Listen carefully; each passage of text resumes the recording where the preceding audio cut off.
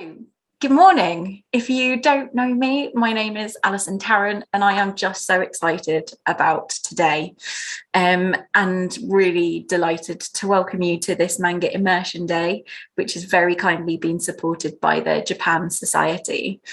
And for those of you who joined a little bit early, you may have noticed Julian and I just chatting about a bygone era where I've worked with Julian for a number of years, and I'm so excited to be holding this session and welcoming Chi as well to talk about lots of things, because I feel really strongly that manga has such a brilliant opportunity, and we know, we can see it from the kind of conversations that pupils are having, that it's something that really speaks to them. And some of you may know that the SLA works with Bounce Together, and we wrote an attitude to reading survey, which is taken in schools. And in some of that, we've been doing a bit of analysis around some of the responses. And there were some really lovely responses about manga. And there were also some responses that really indicated that they loved manga, but they weren't sure that the staff reading it would know what manga was. So they kind of said manga and then went on to explain what they meant. And I think that really highlighted for us the fact that, you know, manga is clearly speaking to a huge variety of pupils, but they're not necessarily having that confidence that the adults around them will know what they mean. And I think for us, sometimes manga can be slightly difficult to work with sometimes, in terms of getting it in and sourcing it and making sure the kind of series are there. And that is how we're going to be ending the day, by discussing some of those challenges. It can be incredibly powerful in terms of the kind of illustration and the artwork and how it pulls students in. But I'm just so pleased to have been able to invite Julian and Chi to run this day for you and to speak about their amazing and Carnegie shortlisted Tsunami Girl, because it's a book which delivers not just a fantastic story, utilising both words and artwork, which is something I'm incredibly passionate about, but it's also being created with an absolute respect for the people and the culture of Japan. And I think that is sometimes something that we're not often aware of as much as we kind of should be or could be. So I'm really hoping that today we kind of do a lot of learning about what manga is. And I know that Julian and Chi's sessions that we're going to be starting with soon is really going to help us in terms of making sure that we're knowledgeable about that. And then the next two sessions really focusing on student engagement and bringing them in to be a part of this day and this journey. Before we start, there are some housekeeping things. So we have had to upgrade our Zoom because the demand was massive for today. So welcome to everyone, and thank you for joining us. That may mean that you have questions. That's absolutely fine. If you pop them in the chat, but directly to the School Library Association, they will go straight to Helen, who is our membership officer and who is looking after you today, and she will get back to you with any of your questions as soon as she can. If you have questions for the speakers, for Julian and for Chi, and for Lucy, who's joining us later, please use the question and answer function. And if you don't have a question, keep an eye on that, because you can vote up the questions you most want the answer to. So then at the end of the session, Helen will be able to look at all the questions and see which one people really, really want an answer to, and make sure those get answered. So that is the question and answer function. We are recording today's sessions. So just be aware of that. For that reason, we have disabled video input from the schools, just so, for safeguarding reasons and lots of other reasons. So you're not visible to the speakers. do use the kind of the chat and any emojis that you have available to you to kind of show us how you're feeling, because that will just really help. We have enabled subtitles for today's session, so if you would like to activate them, down at the bottom of your screen you will have a kind of little box that says CC. If you click that, you can turn the subtitles on, so you can have a play with that now. If you have a notification at the top of your screen that says something about live caption, you can kind of get rid of that and still activate the subtitles, just so you're aware.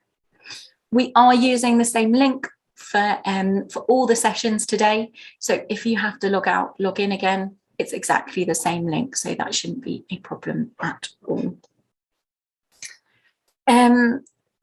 That's pretty much all I had. There was a lot less housekeeping than I was expecting.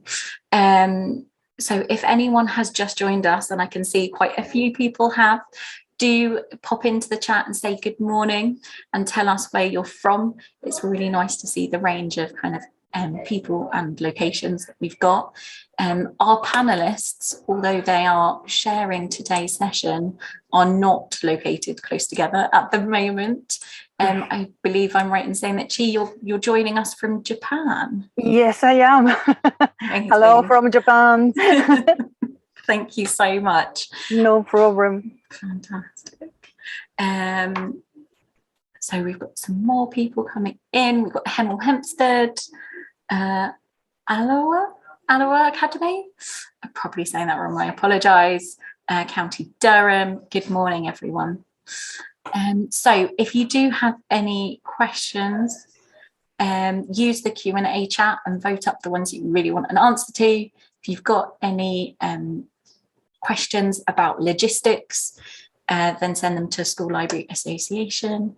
Good morning, Nikki. It's really nice to see you. We've got Stoke-on-Trent as well. Good morning. Fabulous. So on your screen, you should be able to see the timings for today, just a reminder of what the sessions are. So how to enable subtitles. So at the bottom of your screen, there should be a box which says CC in it, just 2 C's. If you click that, you should have an option to activate them. If you don't have any of those options, if you take a screenshot and email it to info@SLA, I will have a look and then we will get back to you as soon as we can. That's grand. Okay. Well, I think that's probably it. I am unable to join you for the rest of the day, which I am just a little bit gutted about, to be honest. But I know you're going to have a wonderful time in incredibly safe hands of Julian and Chi and Helen. So have an amazing day. And if there's anything that we can do, just let us know.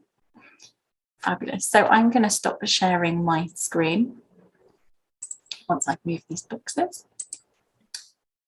And Julian, I believe I'm handing over to you. Sure. Good. Sorry, just clear my throat because I'm going to be talking for a while. Yeah. Good morning, everyone. Thank you so much, Alison, for those kind words. Thank you for supporting this book, for supporting Chia and me, and thank you for supporting me in the past. Thank you, everyone, for being here today. It's lovely to see, well, not to see you, but to see those chat messages coming in. And Chia and I were together as recently as last Thursday, standing side by side at the Carnegie ceremony, bathing in the sunshine.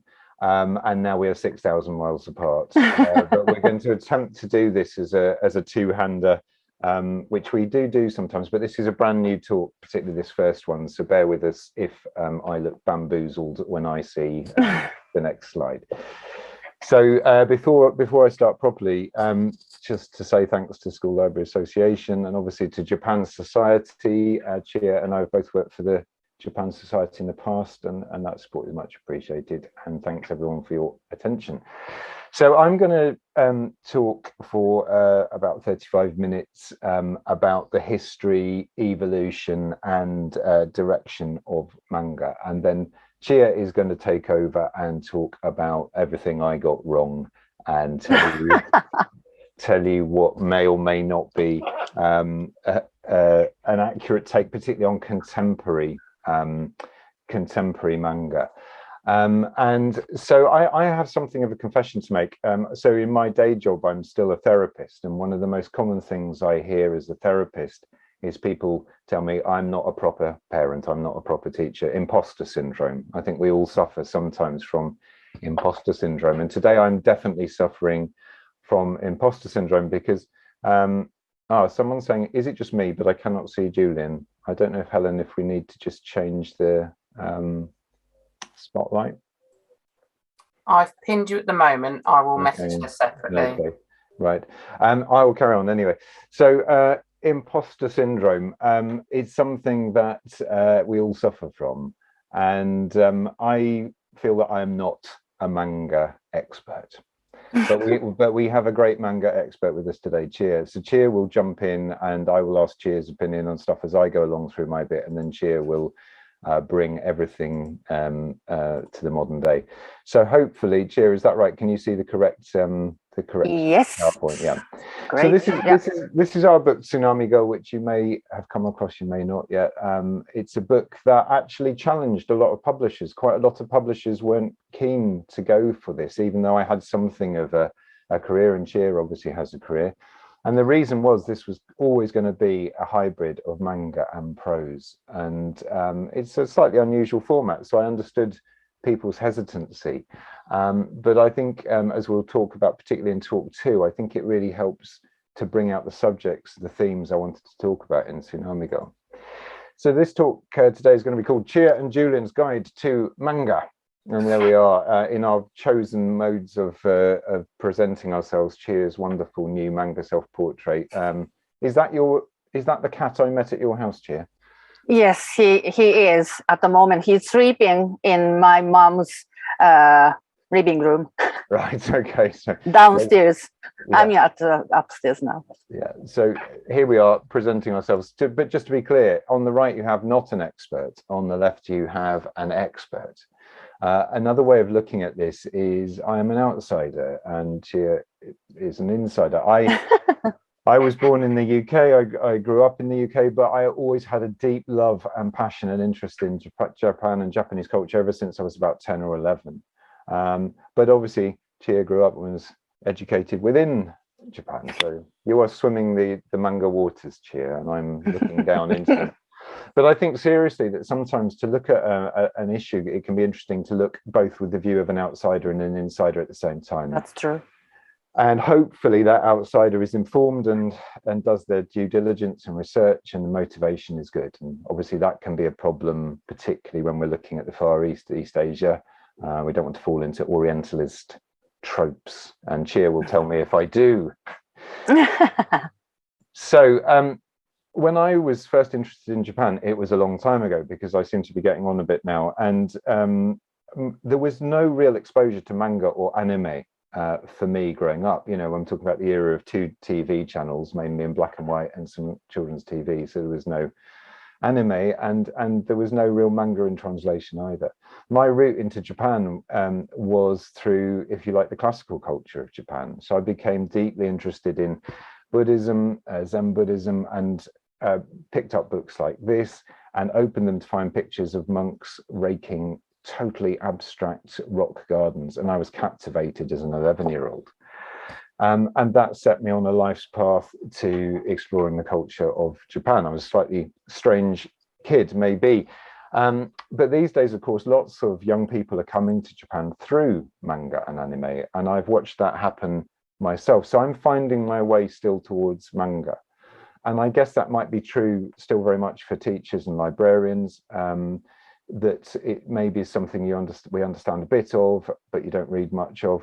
So I'm going to represent the befuddled celebrity. In TV, how they often have a celebrity presenter who's got a good affable spirit, but they don't really know what they're talking about. So, I don't know, Claire Balding or Joanna Lumley, and they find an expert, and the expert, of course, is going to be Chia. So if everyone can imagine I'm Joanna Lumley, that would be great. Or would it? I don't know. Anyway, so the other thing that really entranced me was Japanese art. So from a young age, I was captivated by ukiyo-e prints and woodblock prints and brushwork and calligraphy. And this is an image of the artist Hokusai doing an incredible piece of performance art. Back in the 1800s, he did this huge picture of a Daruma. So Daruma is an important figure in Buddhism. He brought Buddhism from India to China. He's still a huge figure in Japan, and literally a huge figure in this picture that Hokusai and his assistants painted. It was something like 25 meters by 10 meters. A huge bit of performance brushwork art, and then it was raised up in the middle of Nagoya. And there's a manga for everything. And this is a manga by Ishinomori Shotaro called Hokusai. So Ishinomori is better known maybe for things he did like Kamen Rider. Chia, what other big things would Cyborg 009. Oh yes, yeah. And sort of that was sort of led to things like Power Rangers and things like that. Mm-hmm. But as with a lot of manga artists late in their career, they often turn to some kind of slightly more serious subject as well. And Ishinomori produced this incredible Hokusai manga. And here we see the moment where Hokusai is determinedly brushing this enormous Daruma, and the crowd are looking on and gasping in awe and wonder. So I came to it from a kind of classical art, but I've watched a lot of young people, and particularly my youngest son, Will, discover manga as he grew up. So this is a self-portrait of my youngest son, Will. He's just finished a comic arts degree at Leeds Arts University, which is probably the closest you can get to a manga degree in this country, I would think, at the moment. And he now runs the manga section of Leeds Forbidden Planet. So if you're ever in there, say hi to Will. He does look something like this. The other day, he was home sorting out his childhood bedroom and going through all his back issues of lots and lots of famous manga. And I was thinking, this is how I've learned manga. I've learned it through my son's eyes, and I'm still trying to understand it with Chia's help and with the reading I'm doing. So just to start with some manga definitions, these are the characters for manga, and they quite simply say the left really translate as anything like comic or funny, and it can also have the sense of something that is a bit unconstrained and can maybe be very relaxed. And ga just means picture or pictures. There are no plurals or singular in Japanese. So manga, essentially we could think of as funny pictures. That's what you normally go with, Chia, isn't it, as a definition, would you say? As a funny pictures or like a random selection of pictures, kind of. Yeah, that's nice. And of course, it's very close to our English word comic, you know, with the connotation of funny. And I've written a graphic novel, and some people get very het up on whether we call them graphic novels or comics. I don't really mind what we call anything, but that's what manga essentially means. And just to be clear about some real basics, manga is a format, not a genre. So this talk is a bit like Alison saying to us, could you do a talk about prose?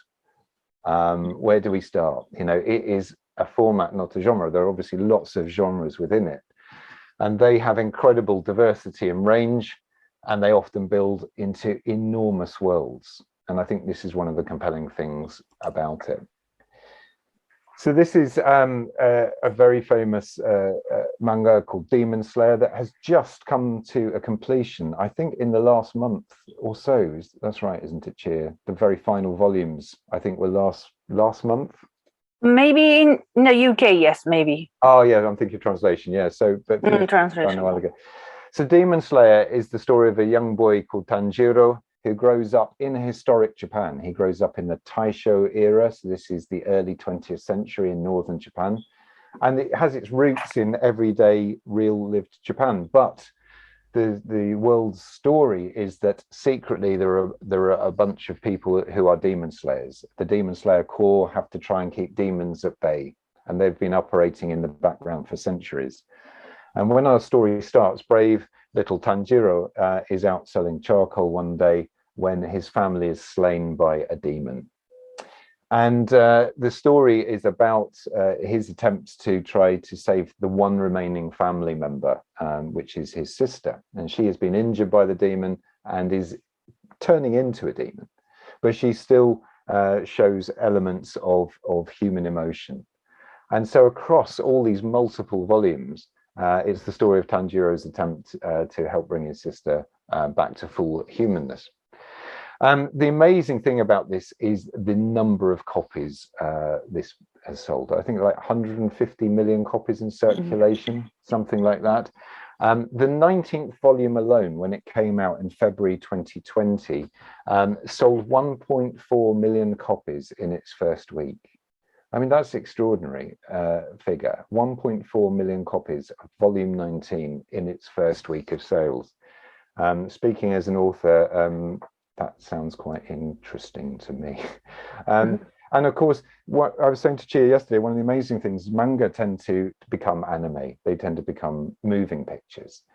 As Chia will probably say in her part, manga pictures are so full of movement, they almost, by a force of gravity, want to get moving. And Demon Slayer Mugen Train, a kind of spin-off film or a part 2 film for Demon Slayer, became Japan's biggest grossing film of all time. And in 2020, that lockdown year, it was the biggest selling movie worldwide. And the other statistic I just love is the fact that in 2020, the entire franchise, so books, manga, films, everything, was worth $8.75 billion. So an extraordinary outreach. But it doesn't have to be about fighting demons. It can be as down to earth as earning a living. This is the amazing salaryman Kintaro, aimed more at adults, and Chia will be talking about different genres and age groups in a bit. It tells the story of our hero Kintaro, who used to be leader of a motorcycle gang, but promises his dying wife that he will reform and earn a proper living. And across, I think, something like 30 volumes, we follow Kintaro through backhanders, corruption, the corporate ladder, trying to be a decent husband to his new wife. Manga can talk about everything, everything from demons to work life, shall we say. So I'm going to talk about the history, evolution and range, and then Chia will bring us up to the modern day. And I'm going to pick out some particular elements as we go. We both will. So one of these is the power of monochrome, the power of ink. And I think it's still true to this day, isn't it, Chia, that most manga are produced on quite cheap paper, or at least... Yes, because it's out as a magazine first, and then they want to keep the price of each magazine lower to be more accessible. Exactly, and so this means that the working in ink became, and simplifying lines a bit, became a very big part of manga production. So on the left, we have Junji Ito's Uzumaki, an incredible horror manga about a community that becomes obsessed by spirals. And on the right, we have his version of the movie The Lighthouse. So when that was released in Japan to promote it, the producers thought the best thing to do would be to get a big manga artist to produce a one-off manga. And that shows again how important manga is to Japanese culture. You're going to produce, promote a big movie. Why not use manga to do it? And one of the other things we'll try and bring out is movement. This is a double page from Demon Slayer. And you can see the incredible flow of the images here. And this is present right through all of Japanese art, as we will see. And Chia will talk us through later how to read the page and how the words and the images are combining. But just to signal that theme of movement. There's also, almost always also an element of performance, like we heard about Hokusai doing his huge Daruma figure. On the left, we have Chia-san doing some manga portraits at a Tsunami Girl event for some young fans. And on the right, we have a manga artist we will meet later, well, a Japanese artist we'll meet later, holding off his fans desperately. If you can see my cursor here, he's just here, Kyosai, and he's trying to say, keep his fans at bay so they don't overwhelm the picture he's working on. And the incredible thing now is the status that manga is starting to have. In 2019, the British Museum hosted this enormous groundbreaking exhibition called Manga. The catalogue is an incredibly wonderful book. Chia, you've worked with Nicole, who edited this, haven't you? Yeah, I did some manga workshop there when this exhibition was on, and then also I met a lot of manga artists who visited to the exhibition. So it was incredible. Yeah, and exhibition. And what's lovely is Chia's also done, she's too modest to say, a panel event for the Royal Academy for that Kyosai exhibition that just closed. So we can see that, you know, that big institutions are really starting to tune into manga now. On the cover of the manga exhibition catalogue, they chose this character called Asirpa, who is from a wonderful manga, really aimed at young adults, I would say, wouldn't you? This one, it's quite adult in some of its themes. Golden Kamui. And the reason I put Golden Kamui is, again, this has just come to a completion in the last couple of months, ranging across multiple volumes. I think ultimately it'll be 31 of these collected volumes. And the complexity of storytelling, the size of the world and the length of the storytelling means you can have incredible moral ambiguity. You can have multiple characters. Golden Kamui tells a story, again, set in a historic period, just after the Russo-Japanese War ended in 1904. And it's set right in the north of Japan. And what it talks about is Ainu culture. So the Ainu were the first peoples of Japan, and they've been persecuted and pushed north for centuries. And Golden Kamui has played a huge role in opening the eyes of certainly non-Japanese, but even a lot of Japanese people to Ainu culture. And because of the length of storytelling, there is time and space to have a bit of a discursive space to look at culture, to look at the artwork. I think you said, Chia, that towards the end there was a slight controversy about the representation. Yes, because well, it's quite difficult and then serious topic about it. But so Golden Kamui did, as Julian said, opened up many, especially younger generations' eyes for the Ainu culture, which is almost lost. It's not lost, but also it's almost like slightly cultural ripping things from, you know, by Japanese, you know, mainland Japanese to, you know, Hokkaido Ainu people. So it's kind of the slight, I think the creator did really well. He did a lot of research, everything, but it's still, you know, it's quite delicate topic. So it was kind of brave for him to pick up this subject. And boy, do I know that feeling.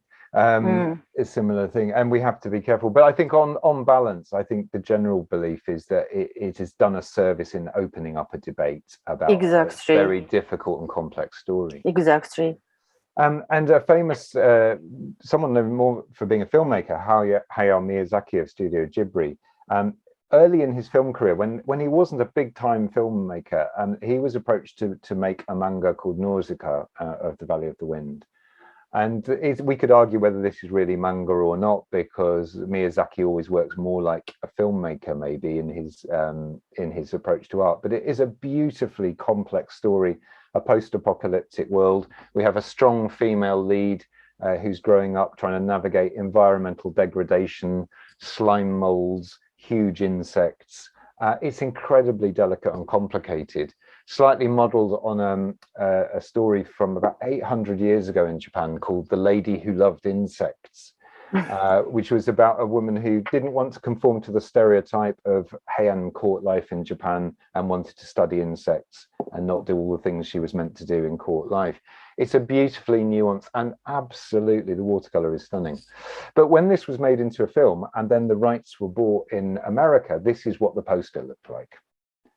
Warriors of the Wind, the future has never been so exciting. This kind of horrific depiction of some kind of hero with a gun who has no part in the story. Here's poor old Nausicaa relegated to the background. As you pointed out yesterday, Chia, her trousers seem to have disappeared for some reason. And Miyazaki was horrified when this happened. So when his later film, Princess Mononoke, which although it's not manga, it's anime, but it is still incredibly rich, complex, morally ambiguous story about environmental degradation and civilization and the spirit world. Miyazaki, or rather his producer, sent a samurai sword to Harvey Weinstein. Boo, everybody. Everyone can boo on the chat, Harvey Weinstein. With the message, no cuts. because Miyazaki and so many manga creators know that it is the complexity that makes their stories. It's the complexity that makes their worlds. And to this day, Studio Ghibli has a contract clause that says that no cuts can be made to their films in the West. And this complexity we see across time in Japan. This is the great classic of Japanese literature, The Tale of Genji. Again, comes from about the year 1000 Common Era. It's a huge work in prose. This is the colloquial edition that came out about 20 years ago. That's wonderfully done colloquial translation. It sold about 2 million copies for this great classic. But interestingly, the manga version by Yamamoto Waki sold 20 million copies and is similarly huge work. So we see the role that manga is playing. And in Japan, words and images have always sat comfortably side by side. This is an image of Namatsu, the catfish that is supposed to wriggle under Tokyo to cause earthquakes. And we will meet Namatsu again in a little bit. And in my writing career, I started off just writing prose, but more and more I'm drifting towards word and image combined. So in my graphic novel, Dark Satanic Mills, I wrote with my brother, and then with Orpheus Black, which was illustrated by Alexis, and then particularly with Tsunami Girl and our new project, Chia and I are working on, I'm drifting towards image all the time. And of course, in the West, we have our own storytelling image tradition. You can go right back to the painted caves of France, and you literally see panel by panel, they call them panels when you go around, and you see a story told in pictures, probably about hunting. If we leap forward, this is a huge crash through Western visual storytelling to William Blake. I grew up, my dad introduced me to Blake when I was very young. Blake was incapable of writing a word without drawing a picture. And he couldn't draw a picture without writing a word. On the left here, we see Jerusalem, the frontispiece, and on the right, the poem, The Lamb. So we do have this tradition, and of course we have a British comic tradition. I was also raised on 2000 AD and Judge Dredd, and from that came Tharg's Future Shocks, which produced many important writers like Alan Moore. And this Future Shock in particular that appeared in 2000 AD, if you can just see here, the script robot, this is how they always did the credit cards, is Neil Gaiman. That's where he got his start in publishing. So I grew up kind of with that love of Blake, that love of 2000 AD, and that's what led to Dark Satanic Mills, which is very much in the British comic tradition. But as Chia will tell you, this isn't really manga. You said to me, Chia, if you'd drawn this spread, which I think John and Mark did an incredible job on, you would have tackled it very differently. I think so. Yeah, it looks beautiful, but I will tackle it in slightly different way. Yeah, and in your part, you can touch on what you're looking to do as you write and draw a manga page. So in Tsunami Girl, we wanted to bring out the joy of manga and the joy of prose and put them side by side. So a lot of pages look like this. A manga part of the story is carrying the story, telling the story, and then it hands over to the prose, and then back to the manga again. It's a particular beautiful double page spread where Yuki is lost after the tsunami and starting to verge into the other world in her imagination or for real, we don't know. And I think that's what manga does so well. So as Chia said, most manga are produced and released in Japan in serial weekly form in comics like Shonen Jump. And then those individual stories are taken together, bound up and released in volumes called tankobon, which are very much how we know them in the West. So I watch my son William pick up things like Dragon Ball, which you'll be familiar with, inspired very much by classic stories of China and Japan. I think Journey to the West was a big influence on Dragon Ball, as were Bruce Lee's adventure films. Or we have Bleach, about Ichigo Kurosaki, who a soul reaper who helps guide departed souls to the other world. So this is a little bit older, and basically, you know, you can see young people growing up through their manga reading. Those are both boys' comics. There are, of course, other formats, and Chia will be talking about those as well. This is a shoujo, a so-called girls' manga comic about two girls called Nana. Very much influenced by punk, in fact, Vivienne Westwood in particular. And that's one of the things I want to pick up as we go through, is the way that West and East is always talking to each other. And modern themes and preconceptions are also emerging. My son Will alerted me to this one-shot manga, so it's a one-off volume called To Strip the Flesh, which is about a girl who promises there are a lot of dying mothers in this talk, I've just realized. He promises her dying mother, that she will be a perfect daughter. But her secret is that she knows really she needs to be a boy. And so this is a transition story about a young person finding out who they are. And this is a huge part of manga always. Stories of finding out who we are, maybe, and about growing up in a rural Japanese village and trying to deal with the problems of transitioning. So in Japan, almost 40% of all publications are manga. And as you can see from this picture, they engage a wide range of different people, from school kids to poor hard-pressed salarymen, even to retirees. So why is that? Why is manga so huge in Japan? Well, one thing to remember is that when you're reading in Japanese, you are also looking at pictures. Most of the kanji, at least the simple kanji, evolved from simple pictographic drawings. So when you're reading Japanese, we know that the image centers, the image processing centers, your brain are also active. So a Japanese brain that is reading is actually doing quite a lot visually. And if we take these two characters, they both mean to listen. Here we see a simplified ear between a gate. So that's listening, we're kind of listening at the gate. But on the right, pronounced the same way, kiku, we have an ear and we have an eye and we have a simplified drawing of the heart. So maybe the message is here, to listen deeply, you have to use your eyes, your ears, and your heart. But also we can do something really interesting with words in Japanese. We can turn up the volume. So this is Chia's great drawing of the catfish fighting, causing the earthquake. And here we see an enormous don in katakana Japanese. And we can actually make it loud or quiet or change the intention. So that's something, again, to be looking for. Some of the earliest storytelling in Japan happened on picture scrolls, and they were read from right to left. You unfurled them a little bit at a time and looked at the picture, and then you rolled it up and then looked at the next bit. So that's an important thing to bear in mind when we look at reading direction in manga. And early on, so this is from, I think, about 1692. This is a woodblock print by a monk called Ikkyu, talking about how the fact we're all just walking around skeletons poised between life and death. It's a really heavy topic, but done with Ikkyu's incredible sense of humor. He was a Zen priest, a very iconoclastic Zen priest. And this almost looks like manga already. We have words and pictures. I think this reads top to bottom, right to left, I think. I'm not very good at that kind of very curvy linear reading. But interestingly, if people know Ikkyu in modern day Japan, they know him through the manga and through the anime. There is always a manga for everything. One of the most important things to consider is when we look at the images that occur in manga of people at Hokusai. So this has to be one of the most famous images in the world, the Great Wave off Kanagawa. It's stunning. It's huge, even though its original size, it's about this big. If you see the prints, the cherrywood panels it comes from. But it's important to also mention there's a lot of Western stuff in here. The ink color, the Prussian blue, comes from Germany via China. The perspective is a Western perspective. Hokusai is already playing with Western ideas of image making.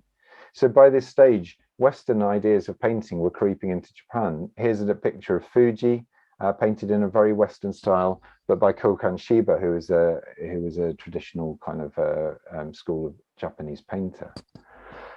But what Hokusai did incredibly well was this. He produced volumes that he called manga, and they were sketches of everyday life. So here we have 24 images of, in fact, blind people, as Chia pointed out to me the other day, not just one blind person, but 24 people, trying to explore their humanity, trying to explore all the different ways that we present even within one group. And in his manga, he depicted everything. I could show hundreds of pages of manga that he drew, but I just wanted to pick this one out. It's showing a great gust of wind. It's blowing this lady's kimono and parasol away. This scroll is unfurling. The sense of movement in this is incredible. He did a life of the Buddha as well, and I just bring this up to show how graphically strong he could work in almost a quasi-manga way. And this might remind us of that Uzumaki by Junji Ito we were looking at.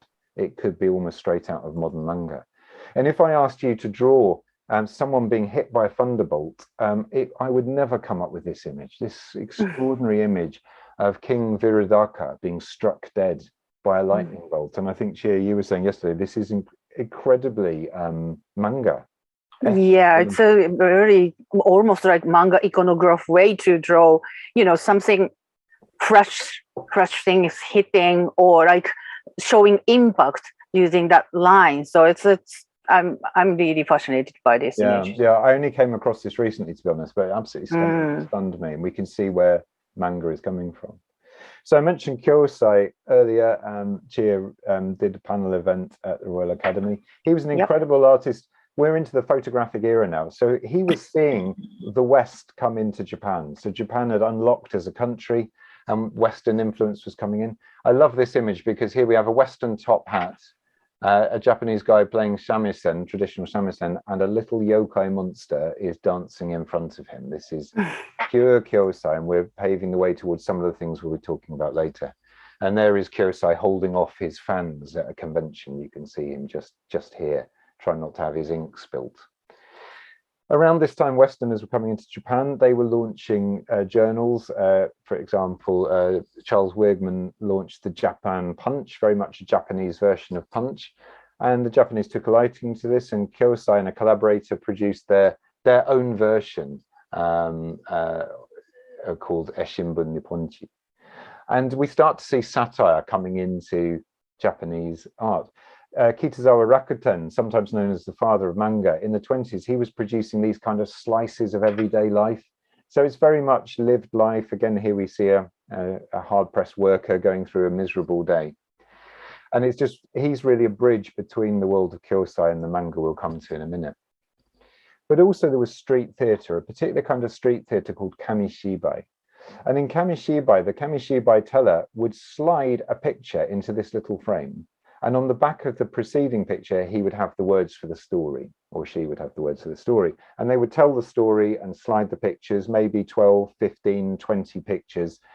And this was an incredibly popular form of storytelling, both pre-Second World War and after Second World War. And a lot of manga artists started by working in this kamishibai street theatre format. Some of them look like children's picture books. Some of them are quite incredible. Ogon Bat from 1931 was incredibly popular. And he's a kind of golden-skulled, red-caped crusader, and really arguably the world's first superhero. I think Superman didn't come around till late 30s. So we could say this is the first superhero. And he was a huge star of kamishibai, and lots of sets of the theatre would be made and sent out into the world. Mm-hmm. After the war, we have so-called rental books. So there's very little money in Japan. There's hunger, there's malnutrition, but there is a great appetite for reading. You have a very high literacy rate. And people started to produce these manga, so-called red books, that would be rented from rental bookstores. And on the right here, you see a kind of reworking of Treasure Island. It's called New Treasure Island. And down here, we can see the name of Tezuka Osamu. And Tezuka got his start in red books, and he was to become one of the most important manga gods of all time. He started off with a great character called Kimba, also known as Jungle Emperor, isn't it, in Japanese, I think? Yeah. About a brave lion, a lion king, if you like. I love the panel on the right with this huge lion cloud rearing up out of the savannah. And of course, this went on to be totally ripped off by Disney as the Lion King, arguably. I don't know if any Disney lawyers are on the line. Maybe I shouldn't say that. A lot of the Lion King is kind of scene for scene, character for character, Tezuka's Kimba. But to be fair, he had also taken a big chunk from the West. So this is the Mighty Atom, or Astro Boy, as he's known in the West, a little robot superhero. We see his creation here on the left. Mighty Atom became hugely popular in the West, one of the most popular animated American TV shows of its day. But Tezuka was honest about the fact that he had taken inspiration from Walt Disney. And if you look at early Walt Disney's Mickey Mouse on the left here, and if you look at Astro Boy on the right, you could see how close they are. The eyes are almost exactly the same. Mickey's two ears have transformed into these two kind of pointy cowlicks of hair in his black hair. He has shorts like Mickey, and he has boots. The only thing about Astro Boy is he can also fire a machine gun out of his backside, which, as far as I know, wasn't something that Mickey Mouse could do. And Tezuka had immense range. I just want to mention that he did his own Life of the Buddha. He did adult comics like Barbara, that is incredibly adult. There's been a recent film adaptation. And he also did what I guess a proto-shoujo manga, proto-girls manga with girl protagonists. And they might look quite hackneyed and stereotypical now, but in a way, he was doing something important at the time. And I'll just finish by mentioning a couple of my complete loves, and then I'm going to hand over to Chia. So Shigeru Mizuki started off in that rental book world. He fought in World War II. He was a conscripted soldier. He was already drawing before he went to war. He was a left-handed artist. Unfortunately, in war, you might be able to see from this picture, he lost his left arm to gangrene. And he has depicted that event and his horrific wartime experience incredibly powerful in his adult manga, History of Japan. And on the right here, we see Shigeru himself trudging through the jungles, trying to get to safety. So he had to teach himself to draw again with his other hand. And he started off in rental books, and he picked up an old Kamishibai, an old paper theatre story about a boy called Kitaro. In the original, he was called Kitaro of the Graveyard. His parents were part of a lost tribe called the Ghost Tribe. And they have died, and he is really the last survivor, Kitaro. He has one eye, his other eye, his lost eye is hidden by this fringe. And he is a boy poised between worlds. He is a boy poised between this world and the world of the yokai, the world of the ghosts, the world of the monsters. His father survives as an eyeball only. So here on the left, you can see a sculpture of Kitaro in Shigeru's hometown, and poised on his hand here is an eyeball, which is all that is left of his father. And I really like that as a dad, keeping an eye on your kids. You know, that is all that is left, is an eyeball. And on the right here, you see a great moment where Shigeru himself meets Kitaro in his own manga. So he's quite happy to bring himself into his manga. And that was a big inspiration when we came to some of the pages of Tsunami Girl. Our manga artist, Jiro, is a one-time great manga artist, and we get him to meet the manga creation Halfwave, who will be conjuring up later. Jiro comes from a particular tradition of manga called Gekiga. So whereas manga means funny pictures or comic pictures, Gekiga means dramatic pictures. And in the 60s and 70s, a lot of artists got together and wanted to create manga that talked about political issues, contemporary issues, quite hard-hitting and adult themes. And they were gathered together in this magazine called Garo. Some of those are extraordinary. It's my own, if there's one thing I feel I know a bit about, it's Gekiga. And the reason I'm mentioning Gekiga is because it was a big inspiration for our character in Tsunami Girl. On the left here, we see a great story also called Kamui, Golden Kamui, not the same Kamui, with our hero, a little young ninja boy, a bit like maybe Naruto is a ninja boy. But this is a very kind of grown-up Marxist historian influenced story about class struggle set in old Japan.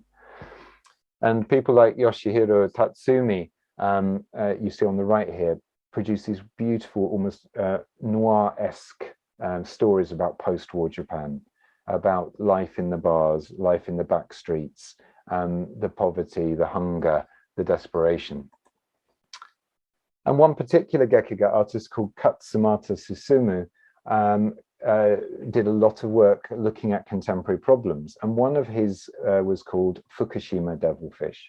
So I've been traveling to Fukushima to research Tsunami Girl, And I've become obviously deeply interested in communities there, but also the lives of nuclear workers.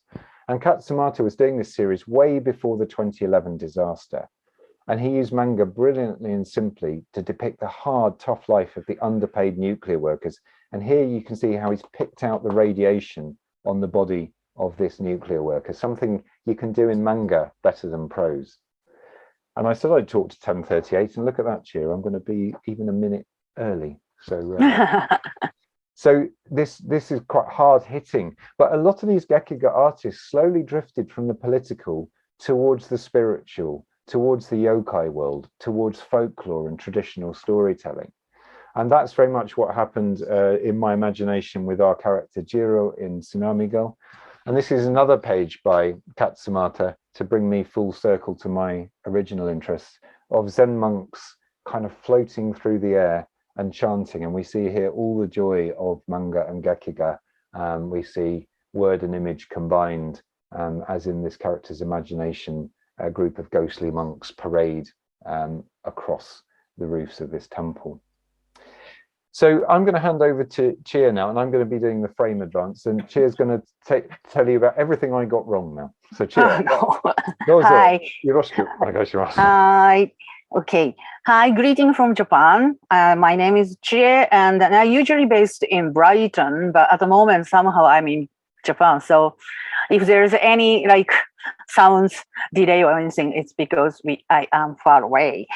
Anyway, so as Julian said, I'm going to talk about everything about he got wrong. Well, no, he didn't kind of mention, or he didn't go deeper. So first of all, let me introduce that very traditional manga genre, big genres. I think I can divide that manga into 1, 2, 3, 4, 5, or about 6 different big genre. And then top one is shonen. It means boys, manga for boys, and shoujo, manga for girls, seinen, manga for men, josei, manga for women, and BL is boys love, and then alternative, which is including Gekiga, which Julian just talked about, and more like alternative or more kind of neutral stuff. I know this is embarrassingly old-fashioned way to divide things, like boys, girls, that thing, but it has a kind of history behind it, so I cannot ignore this when I'm talking about manga. So, and also I'd like to talk a little bit more about shoujo, girls manga, and then how many girls are reading manga of shoujo style or shonen style, but I would like to talk about that kind of thing a little bit. And then those two images you're looking at, left-hand side is My Hero Academia, and then I think all the librarians, you might seen this book because it's hugely popular at the moment. And then also right-hand side, it's called Haikyuu, which is a high school volleyball team story. And the left-hand side, My Hero Academia, is like being how to become a hero, and then kind of save the world kind of theme. And the right-hand side is become a great athlete and then try to reach the top of the league or something. And then so big theme of shonen genre is usually try the protagonist and then other people around them, usually him, try to find his identification, identify himself, who he is, who can be, that kind of thing, within the setting of fighting or save the world, or most of the time sports. And then one great female manga artist pointed out that kind of theme hasn't changed much from long time ago when shonen manga was like established, shonen manga genre established, and then till now. But I would say it's slightly changing, because if you see those two images, left-hand side is, well, it's still, they are still fighting for the world peace because they are spies, but they are kind of also talking about how to become a family, or how to respect other people who is different from you, and then make a bonding. So, and then this spy family is getting more and more popular at the moment, and it's already English translated, and also it's become a, I think, Netflix anime. Even my Japanese language teacher was talking about it in his podcast the other day. All right, yeah, this is very, very popular at the moment. And then on the right hand side, Blue Flag is a quite revolutionary series by Kaito, and then that it's a story about a boy growing up, but also finding love, and then also the love triangle. But some of them are actually gay, and then this series was on Shonen magazine. I mean, manga magazine for shonen genre, which is quite revolutionary. But mind you, those two, Spy Family and Blue Flag, both of them are actually on web magazine for boys genre. So which might be, web magazine has maybe more flexibility right now. But however, that web magazine is owned by most selling manga magazine for boys called Weekly Jump. So there's a Weekly Jump family. So it is really kind of new things. And then I kind of believe that shonen genre is changing and going to more kind of wide open subject. And the next one, I would like to talk about shoujo manga, so-called girls manga.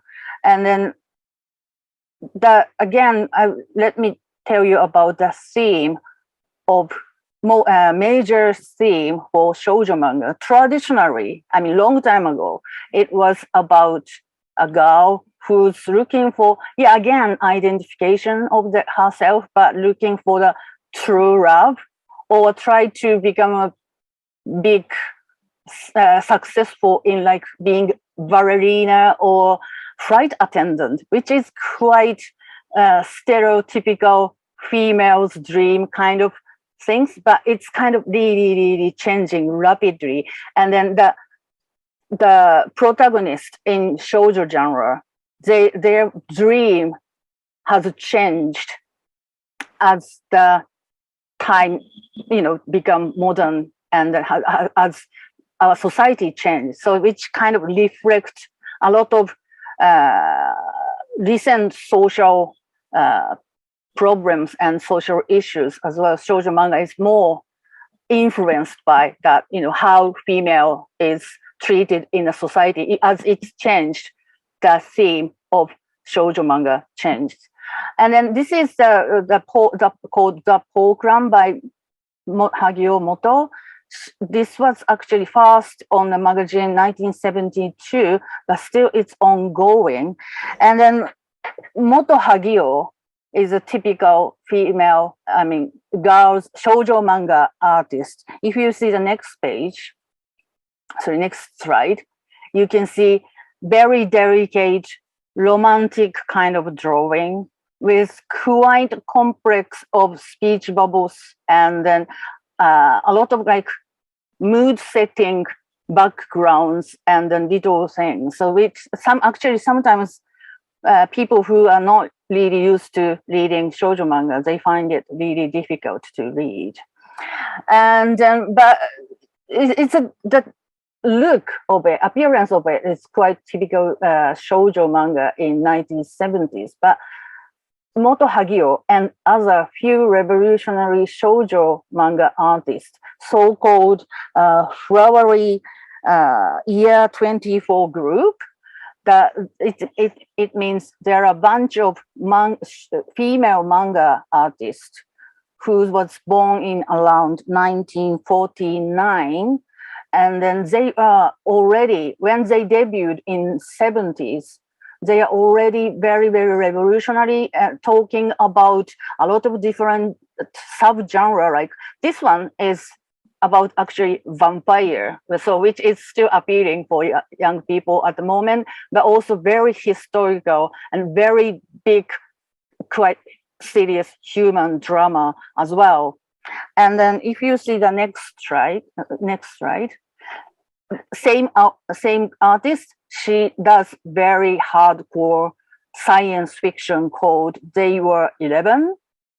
And then that was like really, really revolutionary things to this very serious hardcore science fiction back time in 70s, 80s by female artists. And then she is my hero. So she visited actually London when that manga exhibition at the British Museum was on.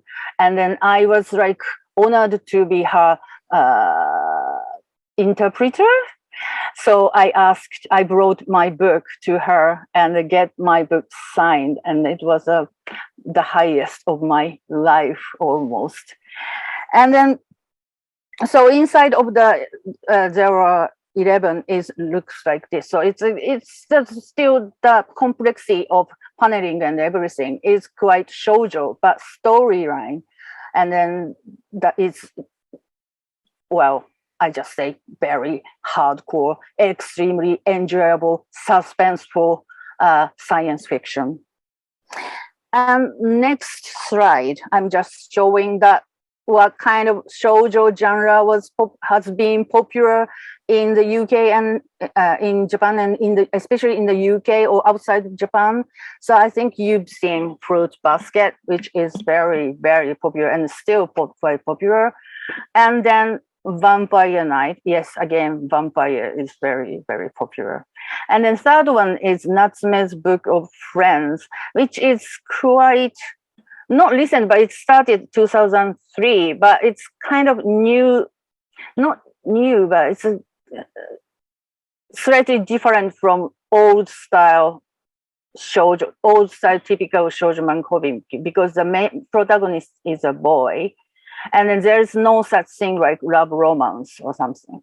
It's just that, so storyline is quite similar, quite close to maybe shonen genre, because the one boy who cannot fit in the society because he doesn't have a family, and he also has the ability to see the ghost and then creatures. So people think he is weird.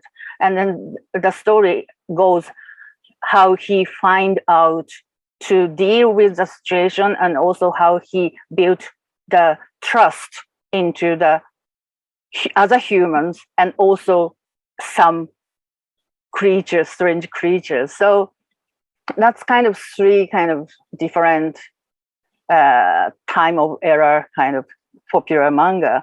And then those two images I'm just showing is actually quite very, very recent. Both of them are quite very recent one. And left-hand side is called Uruwashi no Yoi no Tsuki, it's Beautiful Moon of the Night. And then right-hand side is called Sayonara Miniskirt. It means goodbye miniskirt. Both of them have a similar kind of protagonist who is not dressing, they don't like dress as a bit too gary. They are kind of things they try to be kind of tomboy-ish idea. So it's quite a new kind of protagonist who is tends to, in shoujo manga, especially old time, all the protagonists, they tend to try to be really gary. But nowadays there are a lot of different kind of protagonists, and those two are very good new example of protagonists who is like not typically looking gary. But left-hand side is kind of left-hand side one is taking quite traditional entertainment, butterfly in the stomach kind of love romance story. But on the other side, Goodbye Miniskirt is tackling with a quite decent social problem like stalking and then sexual harassment and that kind of thing. So it's the two different take of modern girls. And then next slide, I'm just showing some list of, there are a lot of female manga readers, and also there are a lot of female manga creators. And then those are two typical examples of the works by female creators. And Fullmetal Alchemist by Arakawa Hiromu, and then Blue Exorcist by Kato Kazue. And then many of people, they don't know they're done by female artists. And then interesting point is a lot of female manga artists do work for shonen genre, but not many male creators work in shoujo manga, which is quite interesting. No problem. And then the left-hand side, sorry.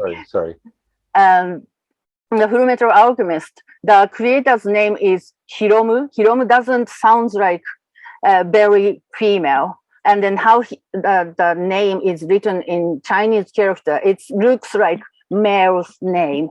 It's slightly like J.K. Rowling couldn't name her as a female name, but publisher asked her to use a kind of very gender neutral name. So that kind of thing is happening here as well.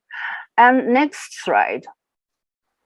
It's just an example of hybrid manga, which is like by female artists, shonen style drawing. The theme is Dungeons and Dragons setting with cooking, so which is quite unique.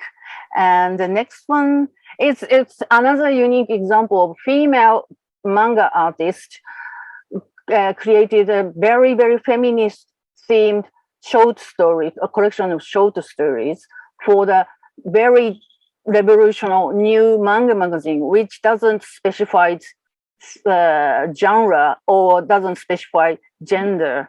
So this is a kind of very new way to manga, I think. And then the magazine is called Comic Beam, and then this is the inside. And then that like very serious question, like, "Mom, do we have to get married to live?" That girl was asking that question. It hits me really, really hard. And then, yeah. And then this is just an example of like diversity of manga genre. Left-hand side is called golf comic. Obviously, every single manga series and one of manga story inside of that manga magazine is about golf. And right-hand side is called Honkowa, means hontou ni atta kowai hanashi, means the scary story which really happened. So it's based on all the true story. Some of them are sent by the leaders, all the true supernatural horror story. And then everything is like that.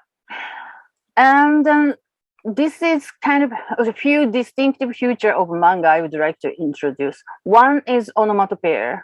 We use a lot of onomatopoeia. In this page, we already got, you can see the numbers 1, 2, 3, 4 onomatopoeias. And everything is actually using for how the guy in the top panel is, how scary he is, how has a big, strong, scary aura he has.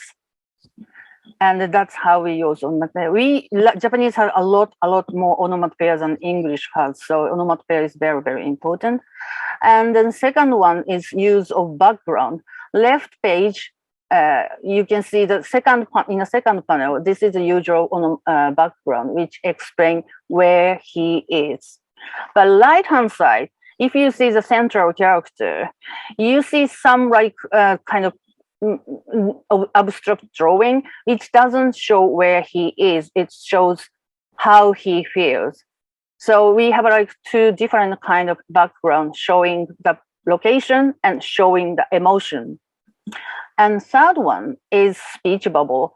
I think you know what speech bubble is, but in this page, you got ordinary speech bubbles and thought bubbles and then remembering bubbles. And sometimes, not on this one, but sometimes you got like poems or something like little sentence which kind of sums up the situation or enhance the situation. So if you read those, you kind of, it makes you understand how this, for example, in this page, how this girl who's crying feels. You can get really deep into her emotion. So those three things, I would say, it's a way to know the characters' feeling and everything. And then manga is usually characters' feelings centered, evolved around how they feel. So that is quite important. And finally, this is how you use Japanese manga. I think most of you already knows, but because the nature of how we read Japanese language is like right-hand side, it says, hello, let's read manga today. It's from top to down and then right to left. So it's same rules apply to how you read manga. So I can kind of drew red arrows to start putting points. So your eyes naturally follow all the writings and also maybe onomatopoeias and goes like this. So all the manga artists actually think about how readers' eyes flows. And as you read the text, you will see the characters' facial expressions and then where they are, that kind of thing. So it's kind of naturally mix images and text into, and you kind of feel the situation. I was going to say to you that we probably, because that's pretty much where we were going to get to, so we could take some questions now. But I think that's really important, that kind of manga grammar, you could call it, isn't there? There is a grammar to creating manga and a grammar to reading manga. Yeah, exactly. And I think the important thing is not to panic sometimes when some people say to me, I don't know how to read a comic, or I don't know how to read a manga. Just you get used to it. Yeah, and just to relax and let all the clues kind of flow into it would be a good idea. So I think we've got a handful of minutes just before the top of the hour. So Helen, are you there? Have you got questions you would like to I have, and can I just say there's a lot of positivity in the chat. A fantastic history and overview, so in depth, just fascinating. But yes, we do have a couple of minutes for some questions. They haven't been sort of rated, so I'm just picking ones at random, really. Unrated, uncensored. You know, there's no preferences, is what I'm saying. The one that strikes me, you talk about magazines, and Emma's asked, can we get hold of magazines in the UK, do you know, either translated or in their original form, so that she can see the style of those magazines? You can get original magazines definitely if you are near London or somewhere. You might find in a Japanese bookstore or Japanese big supermarket style for Japanese foods. They might sometimes. I was going to say the Japan Center in London. Yeah, definitely Japan Center got some, and then or you can actually buy it from, for example, like Amazon or something like that. But not a lot in translation in magazine form. Not really. You can just have a look and see it. But for example, Weekly Magazine, Weekly Jump, the Jump family, they have an online magazine, which I think some of them you can read it in Japanese, English. But that would be great. Absolutely, yeah. Excellent. Thank you. We've also had a question about the onomatopoeia that you mentioned. Do some of the features, such as that in manga, get lost in translation at all? We had a discussion about this, didn't we? That, you know, whether you keep the Japanese katakana and having a kind of English version with it. But obviously you are slightly compromising the purity of what you can do with kanji and with katakana. And then I think a lot of people love to keep the original Japanese one, even for the translated version. And then if you pronounce it, you will get kind of understand what it kind of meant. Sometimes some of them are a bit difficult, but I think it's kind of give a really taste of Japanese manga feel, that onomatopoeia. So excellent. Okay, brilliant. Thank you. I'm very conscious that it is 1 minute past, and I know that for the next session, delegates may need to get their students in. So just to say thank you so much for that first hour. We will go back to some of those questions. We're keeping on the same link, so those questions will stay there and we can answer them in future sessions, I feel. So yeah, I think it's time for us to have a bit of a break, if that's okay. Thanks again both for that. Just brilliant stuff. Just brilliant. Yeah. I'm sorry. Thank you. I heard a few people saying it was hard to hear me, so I'll try and fiddle around with my mic for the second session. Sorry about that. That's fine. I think some people were fine, but some people were struggling. So maybe it's their end. But if thank you, everyone. Thank you, everyone. Thank you so much. And if we reconvene at 10 past, so just 8 minutes now, we'll be back on at 10 past 11. Thank you. So I'm just going to fire up the joy her life. Oh, recording progress. How full of joy her life used to be. And when Yuki arrives, she arrives, unfortunately, one day before the 2011 Great East Japan earthquake and tsunami disaster. But our characters aren't to know that. And what Grandpa Jiro wants to do is remind Yuki of a superhero she used to draw, a little boy called Halfwave, who was part of the land, part of the sea.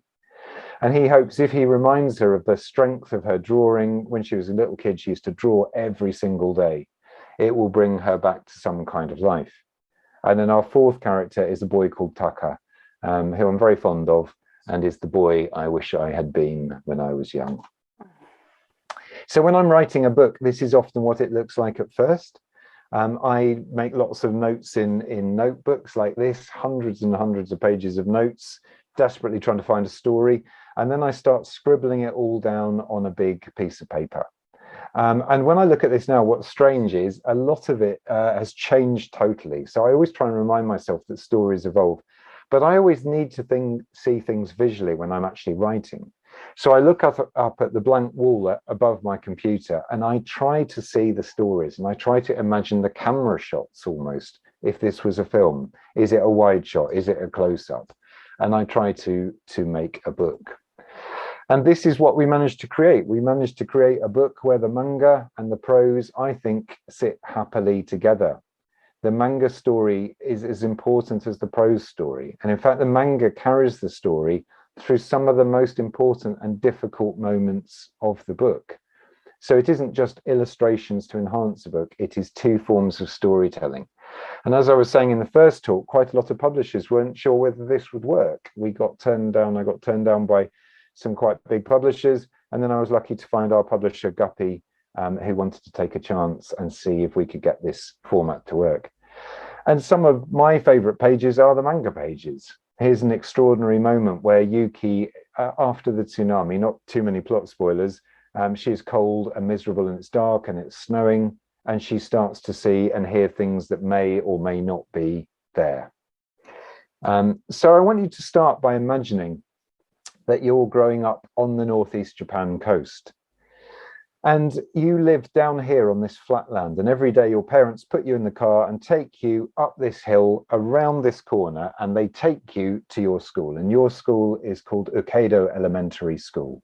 It's a beautiful modernist building. There's a bell tower with a clock, a swimming pool to cool down on the hot Japanese summer days. And in the distance, you can hear the Pacific. And it feels like a perfect childhood. In the distance, there's some masts of a power station, but you don't think much about that. It just drives the electricity that turns the clock in the clock tower, maybe recharges your phone. And you're at school and it's the very last day of year 6, and suddenly your hand starts to shake, your body starts to shake. Books start to fall off the bookshelf, ceiling tiles start to rain down upon you. Because you're Japanese, you know what's happening. You know it's an earthquake. And this is one of the biggest earthquakes. In fact, it is the biggest earthquake that has ever hit Japan. You dive under your desk and you wait for 6 long minutes. In some versions of the talk, I show an earthquake lasting for a minute, what it feels like, but this one went on for 6 minutes. And that is very long, even for Japanese people who are used to earthquakes. And when it finishes, you get shakily to your feet, your legs feel like jelly, and your teachers lead you down onto the playground to do a quick head count. But they're looking towards the ocean. And the reason they're looking towards the ocean is they know that an earthquake that strong might be bringing a tsunami. And indeed, that is what happened. A tsunami came racing in off the ocean at about 100 kilometers an hour, as high as this bell tower. Luckily, all the children in this school survived because the lorry driver was going past and he had the courage and presence of mind to stop and load the kids into the back of the lorry, and he got them all to safety. And then the tsunami came. And if you look at where your house was in our imagination, you see now there is a warning sign. It says tsunami inundation section, i.e. don't hang around here if there's another earthquake. Because it wasn't the earthquake that did the damage, it was the tsunami. This is Notori city, about 100 kilometers north of where I've been visiting, about an hour after the earthquake. The line of the ocean is up here, but look what has happened to this town. It is like a nightmare vision, houses on flame or pulped and floating away. And sadly, 18,500 people died that day in the tsunami. Hidden in the woods of northeast Japan, there are these older warning signs. At the top here, it says big tsunami danger, reading right to left. And underneath it says, please don't build your house closer to the ocean than this stone. These stones are maybe, I don't know, 400, 500 years old, but they were forgotten. Basically, the stone says danger, be careful. And of course, that's at the most basic element, that's what a story is. It's a story about a central character meets a problem. And a book is about, does the problem overwhelm the central character, or does the central character just about manage to keep their head above water, choosing my metaphor carefully. And I'm lucky these days I can talk about a lot of books that I've had published, but more and more my books are becoming visual. So in the graphic novel Dark Satanic Mills, in the illustrated novel Orpheus Black, and now with Chia on Tsunami Girl and our new book, I'm tending more and more towards image. And I was thinking, why is that? Why can't I just keep to prose? Because a lot of writers make fantastic books that way. When I was growing up, I was drawn to China and Japan, the worlds of East Asia. And this was before there was manga and anime. So I was drawn to classical Japanese culture, if you like, to Zen Buddhism. I was a strange child, as I'm always telling people, and to the art of Japan. Here's Hokusai's Great Wave off Kanagawa. And that interest kept me going right through what was a very traumatic school experience. I looked at a culture far, far away, and somehow I found the answers I needed. And a lot of those were visual. I was lucky that took me to Cambridge University, where I studied East Asian studies and then philosophy. And that was a good deal. And I was lucky. And I was even more lucky because I had a parent who inspired me visually. This is a picture of my dad a long time ago, back in the 1930s. Dad did cinema, he did drama, he had a puppet theatre. He could draw beautifully. And I had a huge love of cinema. He died when I was quite young, which is another story, and the story of how I saw his ghost, which if I visit your school, I might get to talk about. But something I inherited from Dad was this love of visual storytelling, particularly cinema. Every week he would hire films on great reels of film and show them to his film club, projecting them from a proper projection box. And I would look up in awe and see him load the big spools onto the reel and project his films.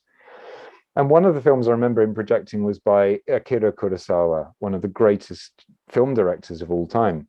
And Kurosawa, obviously being a film director, thought visually. Here are 8 stills from his film Kagemusha, an incredible Technicolor dream of a film.